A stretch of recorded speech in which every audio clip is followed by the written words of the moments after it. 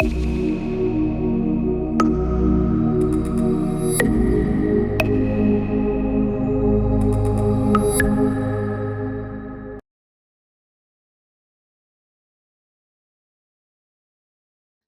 Students, आज हम बात करने वाले हैं थर्मल स्कैनर के बारे में। तो हम देखेंगे थर्मल स्कैनर क्या होता है और वो किस तरीके से काम करता है। तो थर्मल स्कैनर देखने से पहले हम ये समझेंगे कि इसमें जो टर्म दिया है थर्मल, थर्मल मीन्स कि हीट से रिलेटेड कोई चीज है, ठीक है। तो मतलब हीट से रिलेटेड हम स्टडी करने वाले हैं।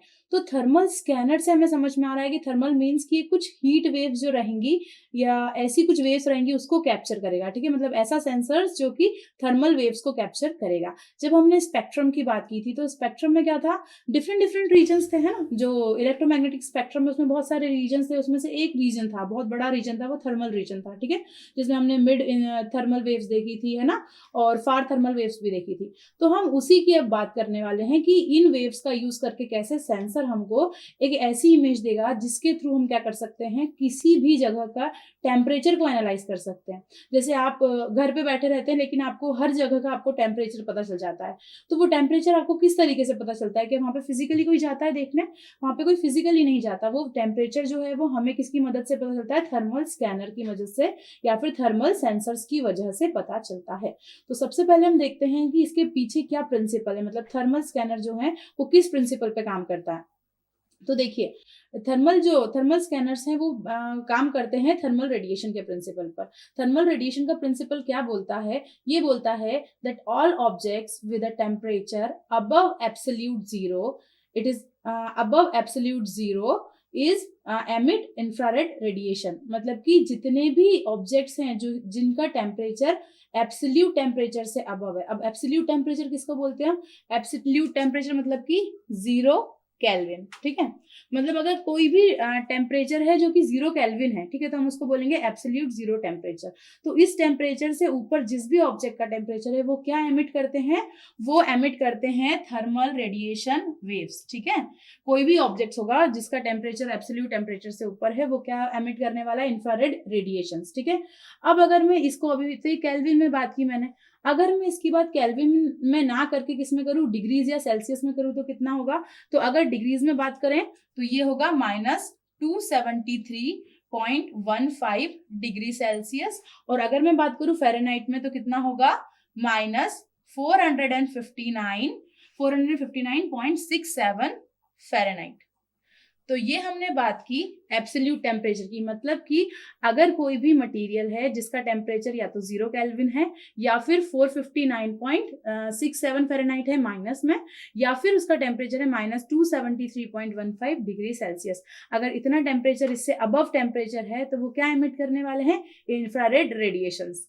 अब अगर हर एक ऑब्जेक्ट है जो कि इंफ्रारेड वेव्स को एमिट करेगा, तो हमें क्या करना है? हमें एक्चुअल में टेम्परेचर का पता लगाना है किसी भी ऑब्जेक्ट का। तो हम क्या करेंगे अब?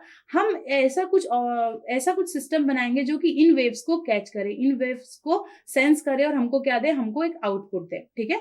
तो इनका आउटपुट देने के लिए जो सिस्टम होता है वो सिस्टम हम कौन सा यूज कर सकते हैं? आइदर हम क्या यूज करेंगे? बोलोमीटर, या फिर हम यूज करेंगे infrared detector array. Infrared detector array मतलब कि एक इंफ्रारेड डिटेक्टर अरेंजमेंट होगा। और ये अरेंजमेंट किस में लगाएंगे? हम हमारे थर्मल स्कैनर के अंदर लगाएंगे, जो कि क्या करेगा? थर्मल स्कैनर के अंदर जब हम बोलोमीटर को या फिर डिटेक्टर अरे को लगाएंगे तो जो भी रेडिएशन, जो भी थर्मल वेव्स आएंगी ये उनको कैच करेगा, उनको एब्जॉर्ब करेगा। एब्जॉर्ब करने के बाद ये जो वेव्स हैं उसको किस में कन्वर्ट कर देगा? आपका अल्टीमेटली इलेक्ट्रिकल सिग्नल्स में कन्वर्ट कर देगा। और वही इलेक्ट्रिकल सिग्नल्स फिर आपके क्या जनरेट करेंगे? एक इमेज को जनरेट करेंगे। और ये जो इमेज आपको मिलेगी वो क्या बताएगी? वो इमेज आपको बताएगी कि कौन से एरिया में कितना टेम्परेचर है, ठीक है। मतलब कहाँ पे कितना टेम्परेचर है वो हमको कैसे पता चलेगा? With the help of that electrical signals, ठीक है। तो हमने क्या किया? हमने सबसे पहले एक ऐसा सेंसर बनाया जिसमें हमने कुछ ऐसे सेंसर्स लगाए, ऐसा कुछ अरेंजमेंट किया जो कि क्या कैच करेंगे? आपके थर्मल रेडिएशंस को डायरेक्टली कैच करेंगे। कैच करने के बाद वो क्या करेंगे? उसको इलेक्ट्रिकल सिग्नल्स में कन्वर्ट करेंगे। और इलेक्ट्रिकल सिग्नल्स में कन्वर्ट करने के बाद हमको वो क्या दे देंगे? एक इमेज बना के दे देंगे, ठीक है। तो अब हम आगे देखते हैं कि इसमें कौन कौन से कंपोनेंट्स यूज होने वाले। थर्मल स्कैनर में हम कौन कौन से कंपोनेंट्स देखेंगे। तो थर्मल स्कैनर में जो सबसे पहला कंपोनेंट रहेगा वो क्या रहेगा? Infrared scanner. इंफ्रारेड स्कैनर या फिर इंफ्रारेड सेंसर, ठीक है। इंफ्रारेड सेंसर्स मतलब जो कि मेन कंपोनेंट होने वाला है, हमको क्या करना है, थर्मल वेव्स को ही कैच करना है, थर्मल वेव्स को ही एब्जॉर्ब करना है ना। तो वो जो थर्मल वेव्स मिलेंगी, उन थर्मल वेव्स को जो चीज मतलब जो सेंसिटिव रहेगा, मेन पार्ट जो कि आपकी थर्मल रेडिएशन के लिए सेंसिटिव रहेगा, वो क्या रहेगा, इंफ्रारेड सेंसर, ठीक है, जो कि सारी इंफ्रारेड को कैच करेगा। सेकंड क्या है, ऑप्टिक्स। ऑप्टिक्स मतलब कि लेंस का अरेंजमेंट।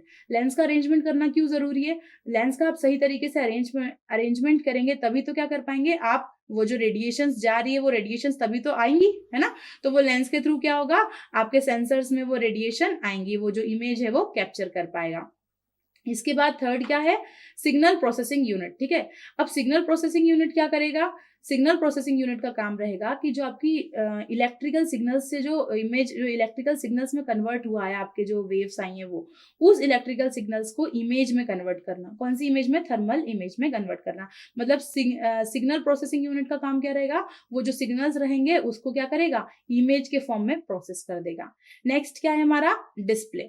डिस्प्ले का काम क्या होगा, डिस्प्ले क्या दिखाता है हमें, जैसे हम कंप्यूटर देखते हैं तो कंप्यूटर के डिस्प्ले में हमें क्या मिलता है, हमें सारी इंफॉर्मेशन मिलती है। वैसे ही अगर हम इस स्कैनर का डिस्प्ले देखेंगे तो वो जो डिस्प्ले रहेगा उसमें क्या मिलेगा हमें, सारे टेम्परेचर डिस्ट्रीब्यूशन किस तरीके से है किसी भी एरिया का, वो हमें क्या हो जाएगा, देखने को मिल जाएगा, ठीक है। अब हमने देख लिया इसकी कौन कौन से हमारे इसमें कंपोनेंट्स लगे हुए हैं। सबसे पहला सेंसर है, दूसरा जो सेंसर क्या करेगा, सेंस करेगा। ऑप्टिक्स जो क्या करेंगे, फोकस करेंगे। इसके बाद सिग्नल प्रोसेसिंग यूनिट रहेगा जो कि इलेक्ट्रिकल सिग्नल्स रहेंगे उसको क्या करेगा, उसको कन्वर्ट करेगा थर्मल इमेजेस में। और फोर्थ क्या है, डिस्प्ले, वो जो इमेज मिली हमको वो किस तरीके से दिखेगी वो हमको डिस्प्ले पर नजर आएगा, ठीक है। तो हमने ये कंपोनेंट्स देखे। अब हम देखेंगे कि टेम्परेचर मेजरमेंट एक्चुअल में होगा कैसे। टेम्परेचर मेजरमेंट जब कैसे होगा, जैसे मान लीजिए आपका जो अर्थ है, ठीक है, वो जो अर्थ है, अर्थ से क्या हुआ, बहुत सारी इंफ्रारेड रेडिएशंस गई हैं, ठीक है, एमिट हुई हैं। और एमिट होने के बाद वो जब सेंसर्स के पास जाएंगी तो सेंसर जब उनको कैच कर रहा है तो वो क्या करेगा, हर एक रेडिएशन के हिसाब से क्या करेगा, वो हर एक पिक्सल में आपको एक पर्टिकुलर कलर देगा, ठीक है। मतलब हर एक पिक्सल जो आपका रहेगा वो क्या करेगा, एक पर्टिकुलर कलर को रिस्पॉन्ड करेगा, ठीक है। मतलब जो आपकी इमेज बनेगी, थर्मल इमेज, उसमें आपको कलर्स दिखाई देंगे बहुत सारे, कहीं पर ऑरेंज, कहीं पर रेड, कहीं पर डार्क, कहीं पर लाइट। तो इसमें जो हर एक स्मॉलेस्ट पार्ट होगा उस पिक्चर का, जो कि एक पिक्सल रहेगा, वो पिक्सल क्या शो करेगा, एक स्पेसिफिक टेम्परेचर शो करेगा, जिसके थ्रू हम क्या फाइंड आउट कर सकते हैं कि वो जो पिक्चर है, वो जो सीन है, उसमें कहाँ पर हॉट स्पॉट्स हैं, कहाँ पे कोल्ड स्पॉट्स हैं, और कहाँ पे टेम्परेचर ग्रेडियंट है। टेम्परेचर ग्रेडियंट मतलब कि कहाँ पर टेम्परेचर धीरे धीरे बढ़ रहा है या धीरे धीरे घट रहा है। तो ये सारी चीजें हमको किसके थ्रू पता चलेगी, जो हमको इमेज मिली है उसके थ्रू, और जो हमें रेडिएशंस आई हैं, जो अर्थ ने रेडिएशंस को एमिट किया है उसके थ्रू।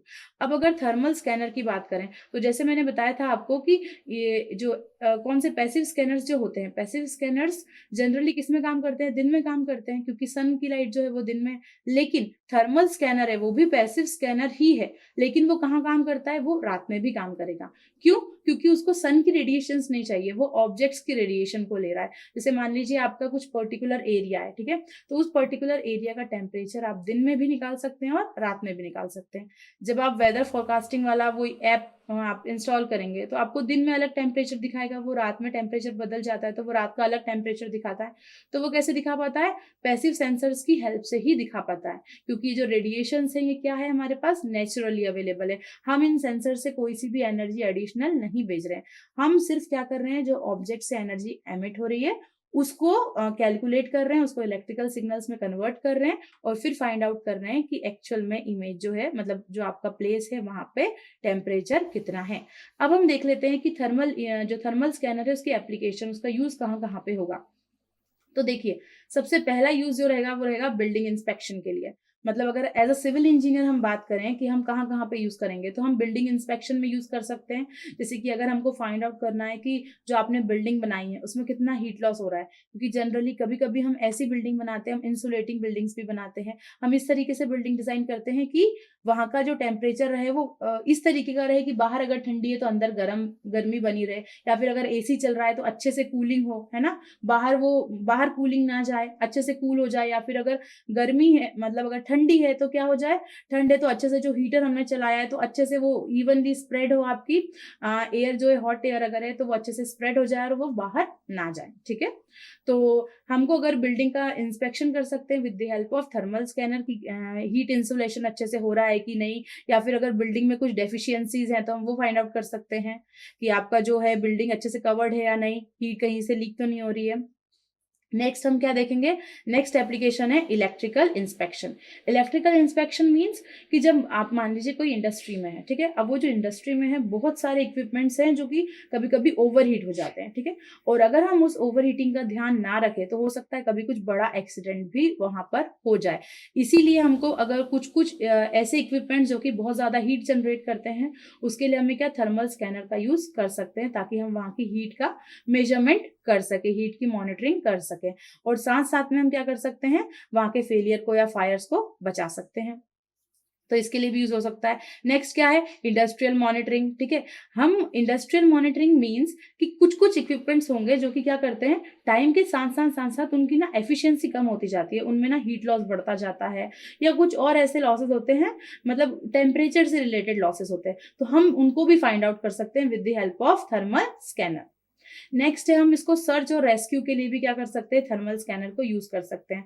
जैसे कि कोई पर्सन अगर मिसिंग है कहीं पर, मतलब मान लीजिए कि कोई प्लेन है, इसका मैं एक एग्जांपल भी दूंगी। मान लीजिए कोई प्लेन है, जैसे अगर हम बात करें बात है 1972 की, ठीक है। 1972 में एंडीज माउंटेन्स में क्या हुआ था, एक प्लेन जो था वो क्रैश हो गया था।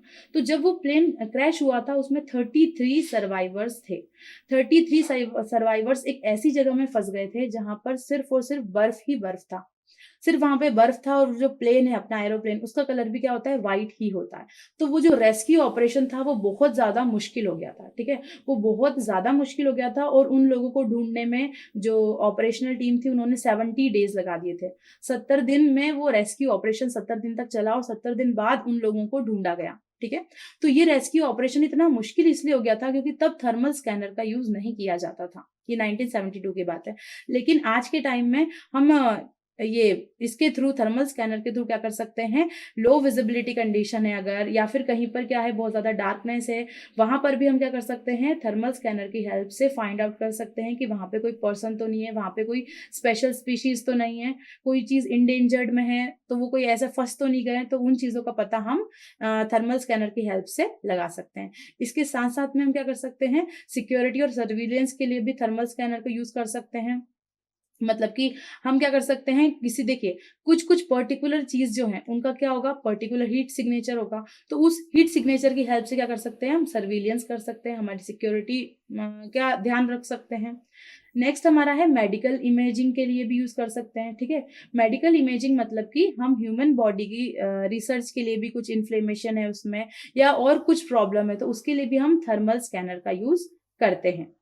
तो ये हमारे थे एप्लीकेशंस कि हम थर्मल स्कैनर का यूज कौन कौन सी चीजों में आसानी से कर सकते हैं। अब हम देखते हैं इसके क्या क्या एडवांटेज होते हैं, ठीक है। तो अगर एडवांटेजेस की बात करें तो पहला एडवांटेज क्या होगा, non contact measurement. Thermal scanner के थ्रू आप क्या कर रहे हैं, आप किसी के बिना टच में आए आप उसका जो है टेम्परेचर का मेजरमेंट ले पा रहे हैं। इसका सबसे बेस्ट एग्जाम्पल क्या है, कोविड। कोविड में आपको क्या करना था, कोविड में आपको डिस्टेंस मेंटेन करना था, ठीक है, आपको डिस्टेंस मेंटेन करना था, आपको फिजिकली किसी से टच में नहीं आना था। तो उस टाइम पे क्या हुआ, ऐसे थर्मामीटर्स भी बनाए गए जो कि आपको बिना टच किए आपका टेम्परेचर ले सकते हैं। तो वो भी किसका एग्जाम्पल है, थर्मल स्कैनर का एग्जाम्पल है, ठीक है। इसके अलावा और क्या एडवांटेज है, रियल टाइम इमेजिंग। जो भी आपको इमेजेस मिल रही हैं वो क्या मिलेंगी आपको, आप उसको क्विक असेसमेंट कर सकते हैं क्योंकि वो आपको इमेजेस मिलेंगी सेंसर्स के थ्रू मिलेंगी, और सेंसर से कंटिन्यूअसली डाटा कहाँ पे आएगा, हमारा ग्राउंड रिसीविंग स्टेशन पर। मतलब कि कोई भी एरिया है जहां पे कुछ भी प्रॉब्लम अगर होगी तो हमको क्या मिलेगा, उसका क्विक डेटा मिलेगा, और उसके थ्रू हम क्या कर सकते हैं, उस चीज का आगे किस तरीके से असेसमेंट करना है वो हम देख सकते हैं। इसके अलावा क्या, ये बहुत ज्यादा वर्सेटाइल है, ये बहुत वाइड रेंज में काम करेगा, इंडस्ट्रीज में भी, बिल्डिंग्स में भी और इन्वायरमेंट में भी। तो ये क्या कर रहा है, बहुत अलग अलग जगह पर काम कर रहा है। इसके अलावा हम क्या कर सकते हैं, इस थर्मल स्कैनर की हेल्प से हम ऐसी इनविजिबल हीट को भी डिटेक्ट कर सकते हैं जिसके बारे में हमें नहीं पता है, जो कि हमको नेकेड आई से नहीं दिख रही, या फिर हम वहां फिजिकली जाके नहीं देख पा रहे हैं। जैसे कि मान लीजिए कहीं पर बहुत ज्यादा डार्कनेस है या फिर कहीं पर स्मोक है बहुत ज्यादा, ठीक है, तो जहां पे स्मोक बहुत ज्यादा है वहां का हम टेम्परेचर जाके पता नहीं लगा सकते, तो ऐसे टाइम पे हम क्या करेंगे, थर्मल स्कैनर का यूज करेंगे। चलिए, तो ये हमने बात कर ली एप्लीकेशंस की और इसके एडवांटेजेस की। अब लास्ट में हम देखते हैं इसके लिमिटेशंस क्या-क्या हैं। तो लिमिटेशंस क्या है? पहला लिमिटेशन है इसका रिज़ॉल्यूशन। इसका रिज़ॉल्यूशन जो रहता है वो थोड़ा-सा लोअर कैटेगरी में रहता है। कैसा? लोअर स्पेशल रिज़ॉल्यूशन हमको इसमें मिलेगा। मतलब कि हम इसको बहुत ज़्यादा हाइट से नहीं ले सकते, बहुत ज़्यादा हाइट पे जाके मेजर नहीं कर पाएँगे। और ऐसा क्यों? क्योंकि ये जो रेडिएशंस है ये कहाँ से निकल के आ रही है? अर्थ से निकल के आ रही है। और अर्थ से जब ये रेडिएशन निकलती है तो हमने देखा था कि जो रेडिएशंस रहती हैं बहुत सारे फिनोमिना से होके गुजरती है। जब ये एटमॉस्फेयर में जाती हैं तो स्कैटरिंग भी होती है, रिफ्रैक्शन होता है, रिफ्लेक्शन होता है। तो इसके कारण क्या होता है, अगर हम बहुत हाइट पे सेंसर रख देंगे तो ये जो रेडिएशंस हैं वो वहां पहुंचते पहुंचते इतनी कम हो जाएंगी कि हमें एग्जैक्ट वैल्यू नहीं मिल पाएगी। इसलिए हमें क्या करना पड़ेगा, इसको थोड़ा लोअर हाइट पे रखना पड़ेगा। और लोअर हाइट पे जब हम रखेंगे तो हमारा जो स्पेस रहेगा, जो हमें देखना है, वो क्या हो जाएगा, वो जो स्पेस रहेगा वो कम हो जाएगा। तो इसमें हमें क्या मिलेगा, लोअर स्पेशल रिजोल्यूशन मिलेगा। ठीक है। अब अगर हम कॉस्ट की बात करें तो कॉस्ट कैसे निकल के आएगी इसकी, ये थोड़ा एक्सपेंसिव होते हैं तो इसकी हाई हाई कॉस्ट रहती है। ठीक। और अगर आप इसकी क्वालिटी अगर और अच्छी बढ़ाएंगे थर्मल स्कैनर की तो इसकी कॉस्ट क्या हो जाएगी, और ज्यादा बढ़ जाएगी। नेक्स्ट है क्या, लिमिटेड एक्यूरेसी। इसकी जो एक्यूरेसी रहती है वो कैसी रहती है, वो बहुत सारे फैक्टर्स पर डिपेंड करती है। जैसे कि हमने बताया कि ये क्या है, पैसिव सेंसर है। पैसिव सेंसर मतलब कि अर्थ से रेडिएशन जा रही है। अब ये रेडिएशन हो सकता है एटमॉस्फेयर की कंडीशन में आए और उसके कारण क्या हो जाए, थोड़ी स्कैटर हो जाए, थोड़ी रिफ्लेक्ट हो जाए। तो हमें इसमें एक्यूरेसी जो रहेगी वो हमको एग्जैक्ट नहीं मिल पाएगी। बिकॉज ऑफ हो सकता है कि डिस्टेंस ज्यादा है, या फिर हो सकता है कि आपका एटमॉस्फेयर इस तरीके का है, या फिर हो सकता है वो ऑब्जेक्ट कुछ पर्टिकुलर टाइम पे सही से एमिशन नहीं कर रहा हो। ठीक है। तो बहुत सारे फैक्टर्स इसमें इन्वॉल्व हो सकते हैं। तो ये हमने देखा थर्मल स्कैनर का प्रिंसिपल, एडवांटेजेस, एप्लीकेशंस और उसके लिमिटेशंस। अब नेक्स्ट हम बात करेंगे नेक्स्ट वीडियो में रेडियोमीटर के बारे में। Thank you.